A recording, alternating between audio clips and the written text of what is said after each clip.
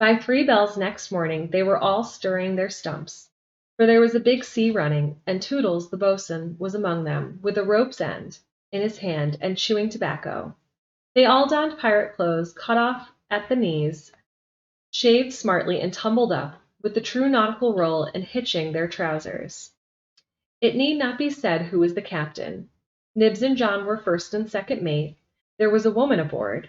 The rest were tars before the mast, and lived in the fo'c'sle. Peter had already lashed himself to the wheel, but he piped all hands and delivered a short address to them, that he hoped they would do their duty like gallant hearties, and that he knew they were the scum of Rio and the Gold Coast, and if they snapped at him he would tear them. His bluff, strident words struck the notes sailors understand, and they cheered him lustily. Then a few sharp orders were given, and they turned the ship round and nosed her for the mainland. Captain Pan calculated, after consulting the ship's chart, that if this weather stayed, they would strike the Azores about the 21st of June, after which it would save time to fly. Some of them wanted to be an honest ship, and others in favor of keeping it a pirate. But the captain treated them as dogs, and they dared not express their wishes to him, even in a round robin. Instant obedience was the only safe thing. Slightly got a dozen for looking perplexed when told to take soundings. The general feeling was that Peter was honest just now to lull Wendy's suspicions, but that there might be a change when the new suit was ready, which, against her will, she was making for him out of some of Hook's wickedest garments. It was afterwards whispered among them that on the first night he wore his suit he sat long in the cabin with Hook's cigar-holder in his mouth, and one hand clenched, all but the forefinger, which he bent and held threateningly aloft like a hook. Instead of watching the ship, however, we must now return to that desolate home from which 3 of our characters had taken heartless flight so long ago. It seemed a shame to have neglected number 14 all this time, and yet we may be sure that Mrs. Darling does not blame us. If we had returned sooner to look with sorrowful sympathy at her, she would probably have cried, "Don't be silly, what do I matter? Do go back and keep an eye on the children. So long as mothers are like this, their children will take advantage of them, and they may lay to that." Even now we venture into that familiar nursery only because its lawful occupants are on their way home. We are merely hurrying on in advance of them to see that their beds are properly aired, and that Mr. and Mrs. Darling do not go out for the evening. We are no more than servants. Why on earth should their beds be properly aired, seeing that they left them in such a thankless hurry? Would it not serve them jolly well right if they came back and found that their parents were spending the week-end in the country? It would be the moral lesson they have been in need of ever since we met them. But if we contrive things in this way, Mrs. Darling would never forgive us. One thing I should like to do immensely, and that is to tell her, in the way authors have, that the children are coming back, and indeed they will be here on Thursday week. This would spoil so completely the surprise to which Wendy and John and Michael are looking forward. They've been planning it out on the ship, mother's rapture, father's shout of joy, Nana's leaping through the air to embrace with them, when what they ought to be preparing for is a good hiding. How delicious to spoil it all by breaking the news in advance, so that when they enter grandly, Mrs. Darling may not even offer Wendy her mouth, and Mr. Darling may exclaim pettishly, "Dash it all, here are those boys again." However, we should get no thanks even for this. We are beginning to know Mrs. Darling by this time, and may be sure that she would upbraid us for depriving the children of their pleasure. But, my dear madam, it is 10 days till Thursday week, so that by telling you what's what, we can save you 10 days of unhappiness. Yes, but at what cost? By depriving the children of 10 minutes of delight? Oh, if you look at it in that way, what other way is there in which to look at it? You see, the woman had no proper spirit. I had meant to say extraordinarily nice things about her, but I despise her, and not one of them will I say now. She does not really need to be told to have things ready, for they are ready. All the beds are aired, and she never leaves the house, and observes the window is open. For all the use we are to her, we might as well go back to the ship. However, as we are here, we may as well stay and look on. That is all we are, lookers on. Nobody really wants us. So let us watch, and say jaggy things, in hope that some of them will hurt. The only change to be seen in the night nursery is that between 9 and 6 the kennel is no longer there. When the children flew away, Mr. Darling felt in his bones that all the blame was his for having chained Nana up, and that, from first to last, she had been wiser than he. Of course, as we have seen, he was a quite simple man. Indeed, he may have passed for a boy again if he had been able to take his baldness off, but he had also a noble sense of justice and a lion courage to do what seemed right to him. And having thought the matter out with anxious care after the flight of the children, he went down on all fours and crawled into the kennel. To all Mrs. Darling's dear invitations to him to come out, he replied sadly but firmly, "No, my one own, this is the place for me." In the bitterness of his remorse, he swore that he would never leave the kennel until his children came back. Of course, this was a pity, but whatever Mr. Darling did, he had to do in excess. Otherwise, he soon gave up doing it. And there never was a more humble man than the once proud George Darling. As he sat in the kennel of an evening talking with his wife of their children and all their pretty ways, very touching was his defense of Nana.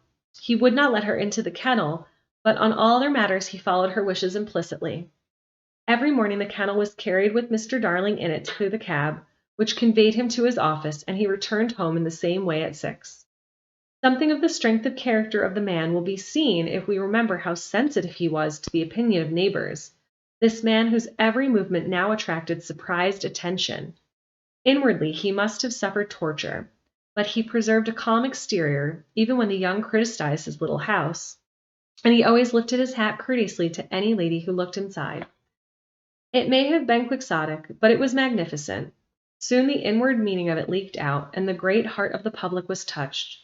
Crowds followed the cab, cheering it lustily. Charming girls scaled it to get his autograph. Interviews appeared in the better class of papers, and society invited him to dinner and added, "Do come in the kennel."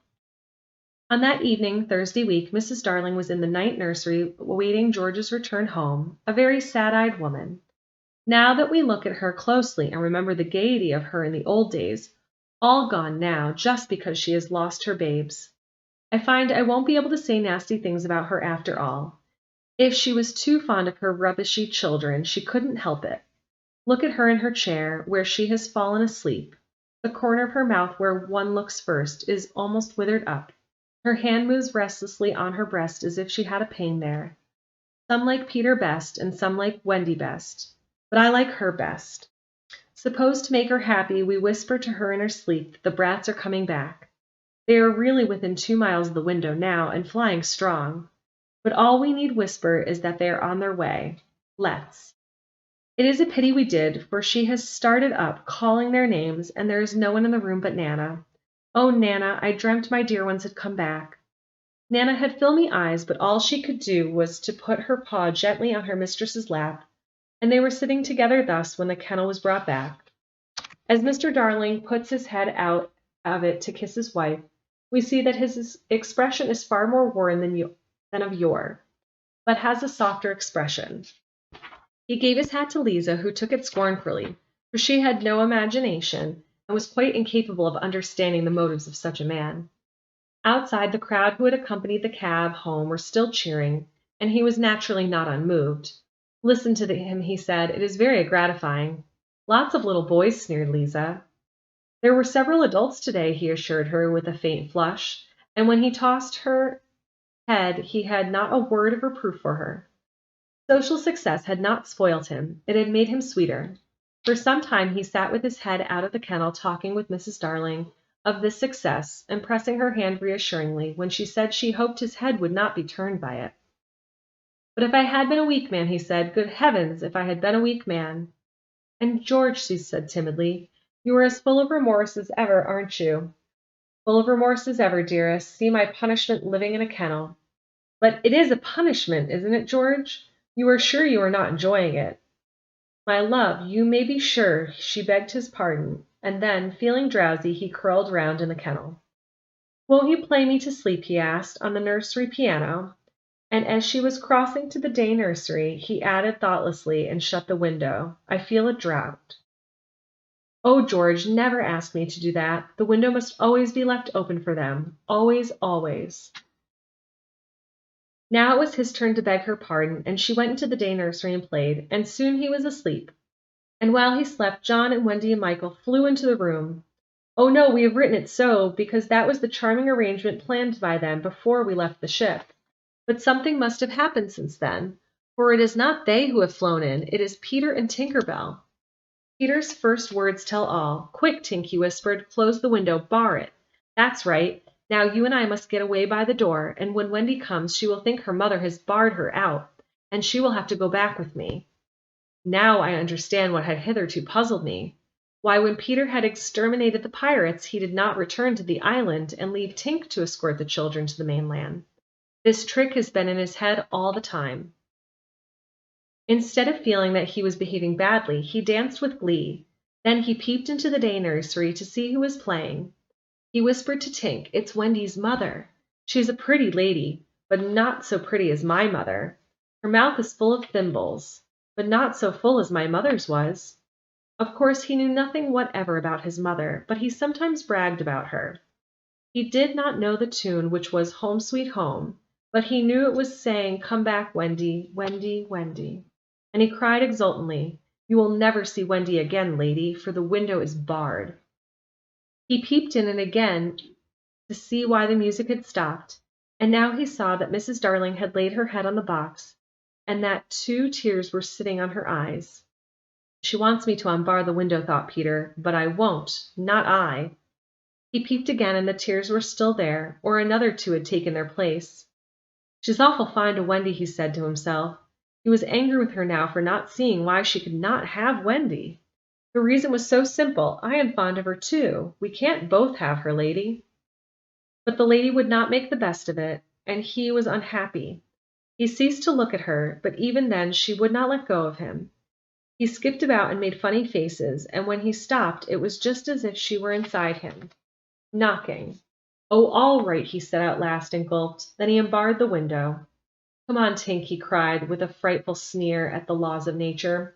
"We don't want any silly mothers." And he flew away. Thus Wendy and John and Michael found the window open for them after all, which of course was no more than they deserved.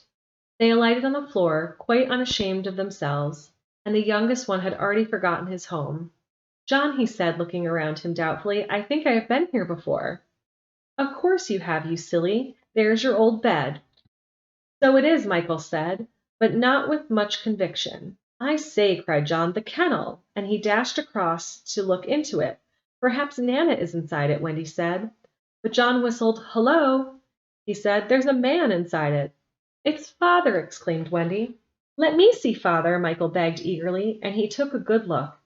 "He is not so big as the pirate I killed," he said with such frank disappointment that I am glad Mr. Darling was asleep.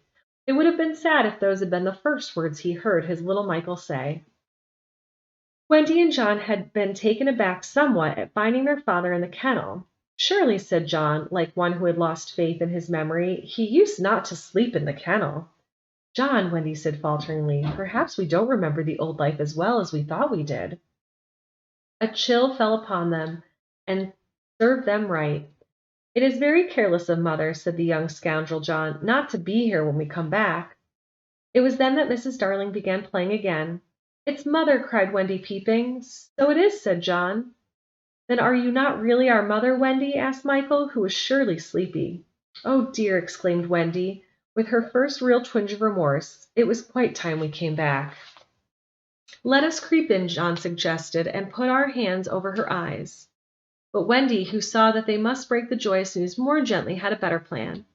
"Let us all slip into our beds, and be there when she comes in, just as if we had never been away." And so, when Mrs. Darling went back into the night nursery to see if her husband was asleep, all the beds were occupied. The children waited for her cry of joy, but it did not come. She saw them, but she did not believe they were there. You see, she saw them in their beds so often in her dreams that she thought this was just the dream hanging around her still. She sat down in the chair by the fire where the old days she had nursed them. They could not understand this, and a cold fear fell upon all 3 of them. "Mother!" cried Wendy. "That's Wendy," she said, but still she was sure it was the dream. Mother, that's John, she said. Mother, cried Michael. He knew her now. That's Michael, she said, and she stretched out her arms for the three little selfish children they would never envelop again. Yes, they did. They went round. Wendy and John and Michael had slipped out of bed and run to her. George, George, she cried when she could speak, and Mr. Darling woke to share her bliss. And Nana came rushing in. There could not have been a lovelier sight, but there was none to see it except a little boy who was staring in at the window. He had ecstasies innumerable that other children can never know, but he was looking through the window at the one joy from which he must be forever barred.